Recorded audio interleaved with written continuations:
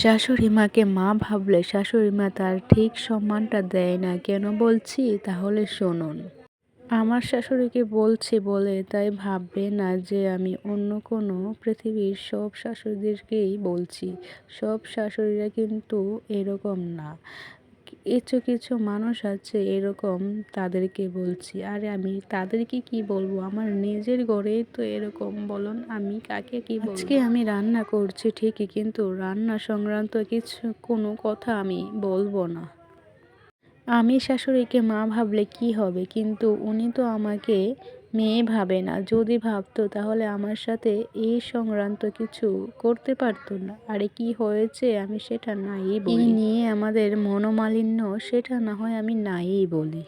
বললে এটা হয়েছে পাবলিক পেজ, পাবলিক পেজে ওদের আবার মান সম্মান চলে যাবে। আচ্ছা থাক।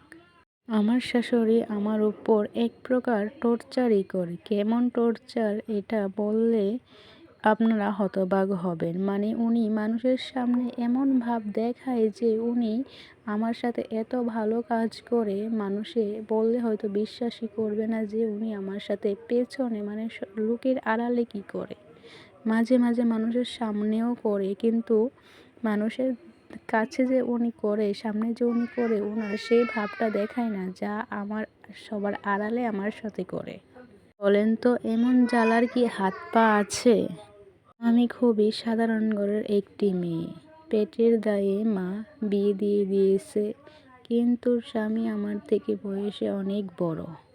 তবুও মা 4-5 না ভেবে আমাকে বিয়ে দিয়ে দিয়েছে, কারণ বাপ একটা নেশাখোর, সংসারে ঠিকমতো টাকা পয়সা দেয় না, কিন্তু মার কাঁধেই পুরোটা সংসার। সংসারে আমরা 7 জন ভাই বোন। তারপর পুরোটা সংসার কিভাবে একটা মহিলা মানুষ সংসারটাকে ধরে রাখে বলুন। তাই আমিও মার কথায় আর জোর করলাম না, নিজের জীবন বিসর্জন দিয়ে আমি বিয়েটা করেই নিলাম। তারপর বিয়ে হওয়ার 3-4 মাস তো ভালোই ছিল, তারপর উনি ওনার ছেলে নিজেদের আসল রূপ দেখাতে শুরু করলো। পরিবারে এমন মানুষ খুবই কমই থাকে।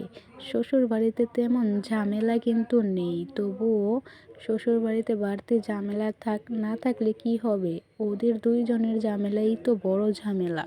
ওরা যেরকম টর্চার আমার সাথে করে বলার বাইরে, আমি বলে বোঝাতে পারবো না। লোকের কাছে বললে হয়তো তারা বিশ্বাস করবে না। নমস্কার, আমি নদিয়া। আপনারা সবাই কেমন আছেন? আমি ভালোই আছি। এই গল্পটা আমার এক অসহায় আপুর। তিনি তার নাম বলতে বারণ করেছেন, তাই আমি বলছি না।